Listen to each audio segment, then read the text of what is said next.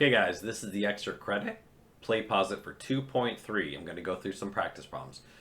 If this is the first one you're opening, you have to do the other play pause it. That is the one that is a must do. This one is optional for extra credit.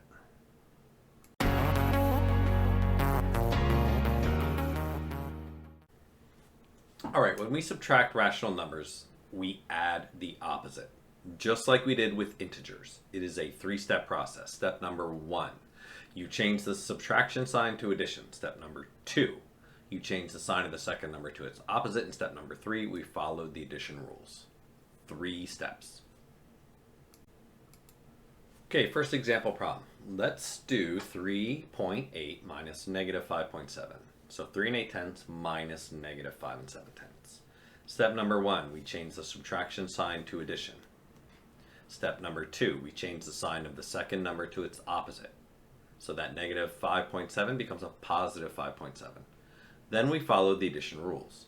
This problem has now turned into 3.8 plus a positive 5.7.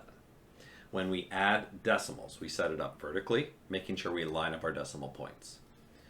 So that's 3.8 plus 5.7. My decimal point will come directly down. 8 plus 7 is 15. 5 carry the 1. 1 plus 3 is 4. Plus 5 is 9. I have a positive 9.5 because both of my addends are positive. And when we add the same sign rational numbers, we add and we keep the common sign. All right, next let's do negative 125 thousandths minus negative 2 and 8 hundredths. Okay? First, change subtraction to addition. 2, change the sign of the second number to its opposite. Negative becomes positive.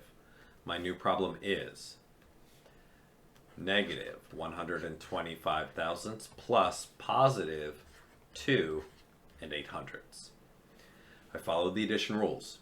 When I'm adding two different signed rational numbers, a negative and a positive, I subtract and I give it the sign of the number with the larger absolute value. A little side note here.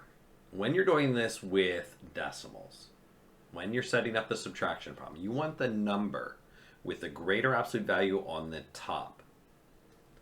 So that's when you're working with the decimals. So greater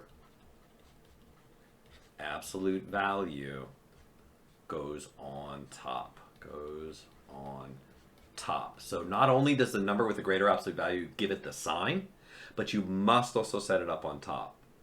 Okay, so 2.08, put my decimal underneath it, and then line up my other one, 0.125. Remember, I'm subtracting because there are different signs here. And if I have a different number of decimal places, I can add a 0 to make them even. And then I subtract. Can't take 5 from 0, so I borrow from the 8. That becomes a 7. This becomes a 10. 10 minus 5 is 5. 7 minus 2 is 5. Can't take 1 from 0. Cancel this out. This becomes a 1. This becomes a 10. 10 minus 1 is 9. Bring the decimal point down. And 1 minus 0 is 1. So I get 1n 955 thousandths. Then you give it the sign of the number with a greater absolute value. In this case, that value is positive. So this stays positive. So my answer is a positive 1n 955 thousandths. Oh, that's not going to make a square for me. So real quick, let's talk about why we need to set it up this way. What if I set it up the other way? What if I just went in the order that it was given with the lesser absolute value on top? So let's do that. 0.125, and then I'm going to subtract 2.08, put a 0 in there to make sure they have the same number of place values. So let's do 5 minus 0 is 5. Can't take 8 from 2, that becomes a 0. This becomes a 1. 12 minus 8 is 4. 0 minus 0 is 0. Bring the decimal point down. 0 minus 2. I've got nothing to borrow from there. What happens? All kind of goes off the rails there a little bit, okay? So that's why it's very, very important when you are subtracting decimals that when you set it up vertically, The greater absolute value must go on top. All right, let's do subtractions. Let's do 1 3/4 minus 8/9. Rules are the same. Rule 1, change subtraction to addition. Rule 2, change the sign of the second number to its opposite so that positive 8/9 becomes negative 8/9. So my problem has now become 1 3/4 plus a negative 8/9. Then I followed the addition rules. When I am adding two different signed numbers, I subtract and I give it the sign of the number with the greater absolute value. When you have a mixed number, you want to change that to an improper fraction first. Okay? So the shortcut you've been taught is to do this step. Multiply and then add. So you multiply and then add. And that's 100% fine. I will be honest though, I don't love that because I don't think it really expresses to you what's really happening there. What you're doing is you're converting this whole number 1 into a fraction with the same number of pieces as the denominator. You're converting this 1 into 4/4, and then you are adding it to 3/4, which of course equals 7/4. Now, you're going to get the same thing if you do 4 times 1 plus 3. You're going to get 7. But I want you to understand why you're multiplying that 4 times the 1. You're changing that whole number into a fractional part and adding it to the fraction. All right, enough of that. Plus that negative 8/9. Okay, I have two different signs, positive and negative. So what I do is I subtract, but I can't subtract these fractions without a common denominator. So I have a 4 and a 9. When in doubt, you can always multiply the denominators against each other, and that will give you a common denominator. So I can multiply this 4 times 9, and then 9 times 4. Whatever you do to the denominator, you have to do to the numerator. So that's times 9, this is times 4. Oops, that looks like a 9. Let me change that. 4. Okay? So that's going to turn that into this problem. So 9 times 7, 63. 9 times 4, 36. So we have 63, 36 plus a negative 8 times 4 is 32. 4 times 9 is 36. So I have a positive 63, 36 plus a negative 32, 36. So we subtract our numerators because they're different signs. So I'm going to do 63 minus 32. I get a 1, I get a 3. So I get 31. Let me move this over, I'm running out of room here. Equals 31 36. And then you look to see which number had the greater absolute value. In this case, it was the positive fraction because 63 has a greater absolute value than 32.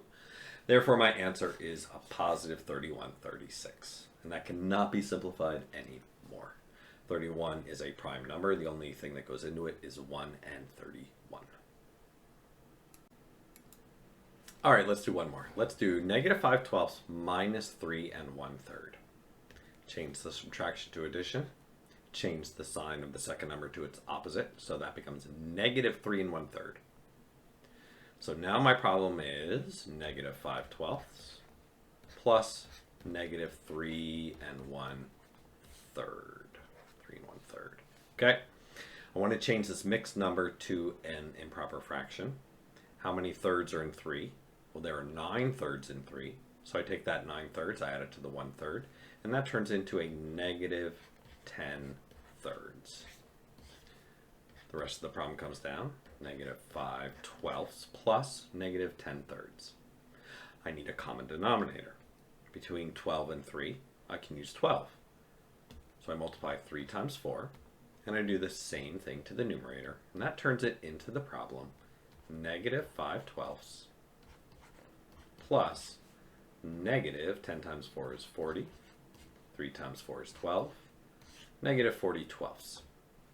Now the rules are, for adding two numbers with the same sign, you add their absolute values and you attach the common sign. So since both of my numbers are negative, I add my numerators. 5 plus 40 is 45. And I bring over the denominator 12. And since they're both negative, I attach the common sign. That's a negative 45/12. Then I need to ask myself, how many times does 12 go into 45? Because I wanted my answer in simplest form.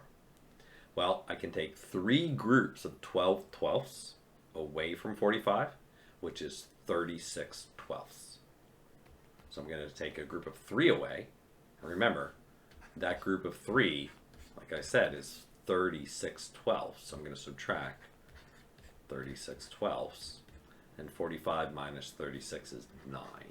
So that's going to, try that again. Going to give me 3 and 9 twelfths. Now, this fractional part can also be simplified a little bit more.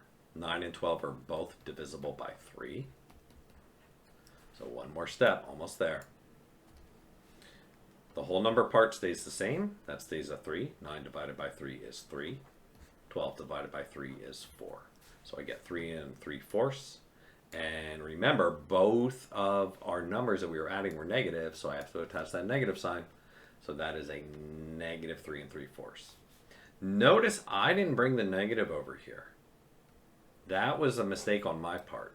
And that's a mistake that students might make as well.